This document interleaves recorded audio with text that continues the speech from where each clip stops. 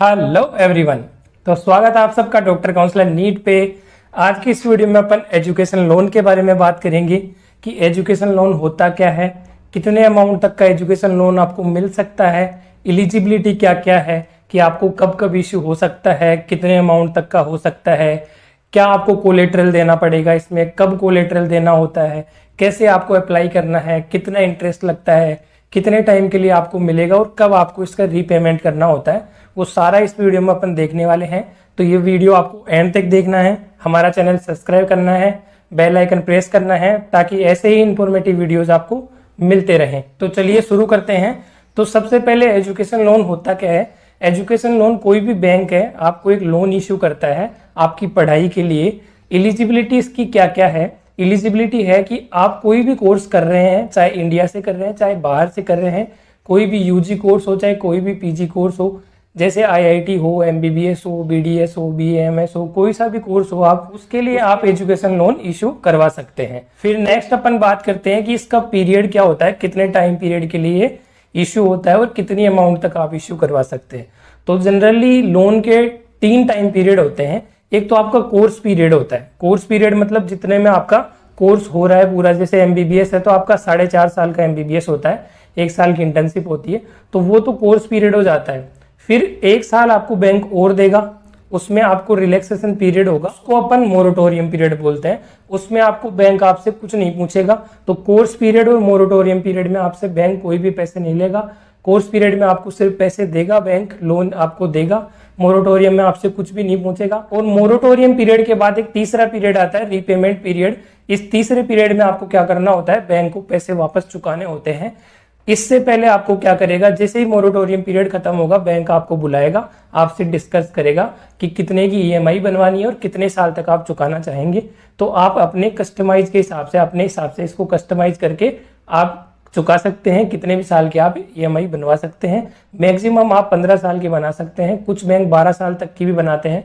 तो आप 1 से लेके 12 साल तक की या 1 से लेके 15 साल तक की आप ईएमआई बनवा सकते हैं और उसमें आप उसको चुका सकते हैं।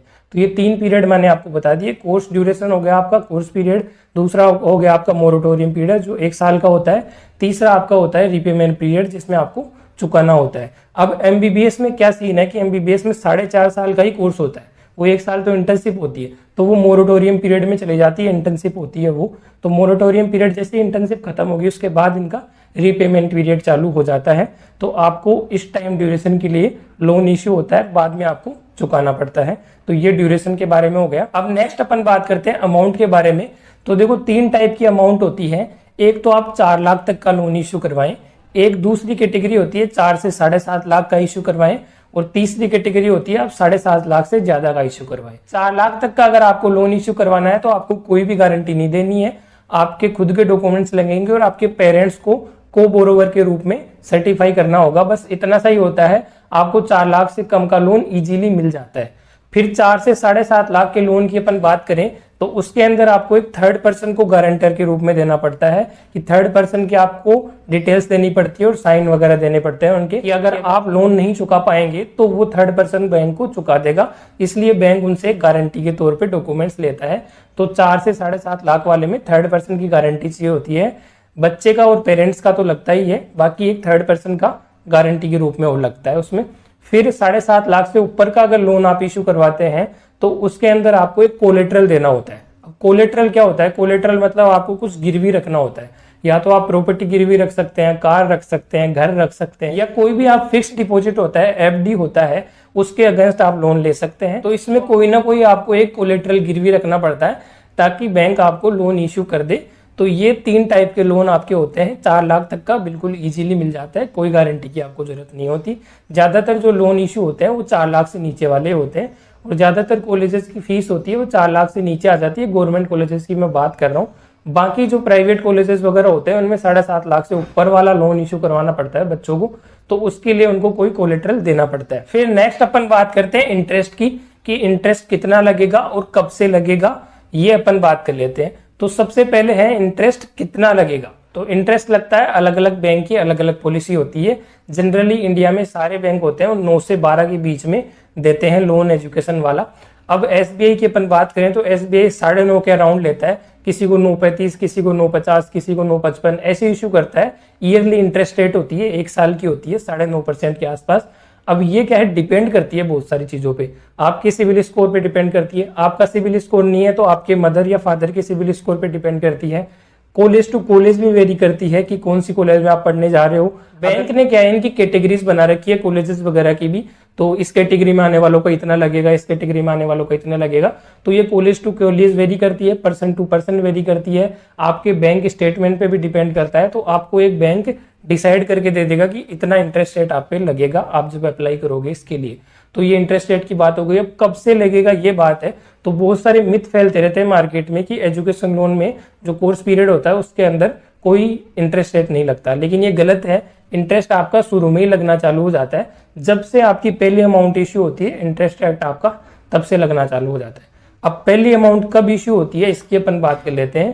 पहली अमाउंट आपकी खुद को ही देनी पड़ती है, क्योंकि आपका एडमिशन होगा कॉलेज में, आपको सारे डॉक्यूमेंट जमा कराने पड़ते हैं और पहली आपको फीस देनी पड़ती है कॉलेज को, तभी तो आपका एडमिशन होता है। तो पहली जो फीस होती है वो आपको तुरंत बैंक नहीं देगा, आप पहली फीस खुद के जेब से देंगे कॉलेज वालों को, और कॉलेज वाले आपका एडमिशन फाइनल करेंगे। फिर कॉलेज से आप admission letter, college ID, fees structure को सर्टिफाई करवा के बैंक में लेके जाएंगे ना, तब जाके बैंक वाले लोन इशू करेंगे।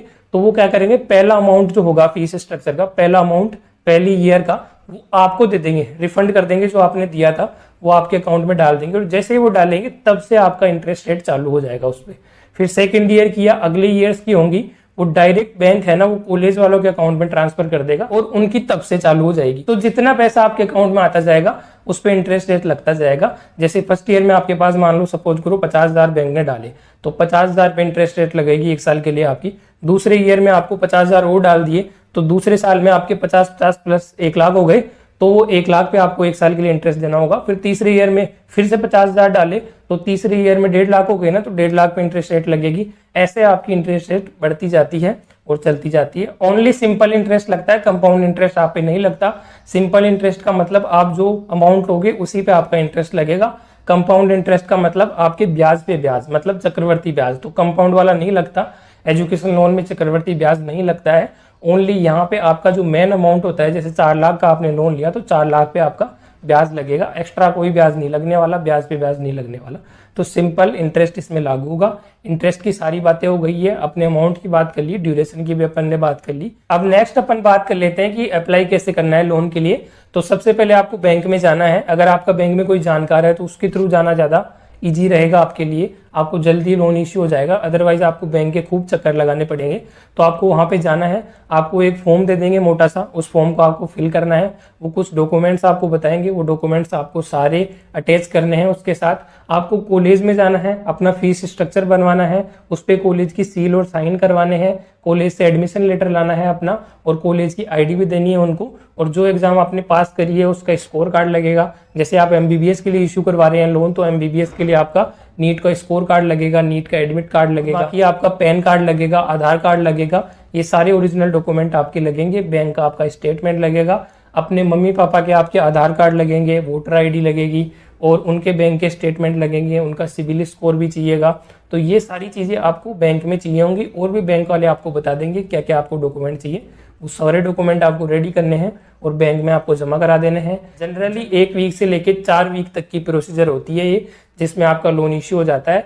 लेकिन बैंक आपको खूब चक्कर कटवाते हैं, इस चक्कर में आपके 3-4 महीने तक लग जाते हैं। लेकिन जनरली 3-4 महीने बाद आपका पहला पेमेंट आ जाता है। जो आपने फर्स्ट ईयर में जमा करवाया है वो आपके अकाउंट में 3-4 महीने में डिपॉजिट हो जाता है, और तब से आपका इंटरेस्ट रेट चालू हो जाता है। तो ये मैंने बता दिया आपको कैसे अप्लाई करना है, क्या एजुकेशन लोन का सीन है। अगर आपको वीडियो पसंद आया तो हमारा चैनल सब्सक्राइब कीजिए, वीडियो को शेयर कीजिए, बेल आइकन प्रेस कीजिए, ताकि ऐसे ही इंफॉर्मेटिव वीडियोस आपको मिलते रहें। तो मिलते हैं नेक्स्ट वीडियो में, तब तक के लिए जय हिंद।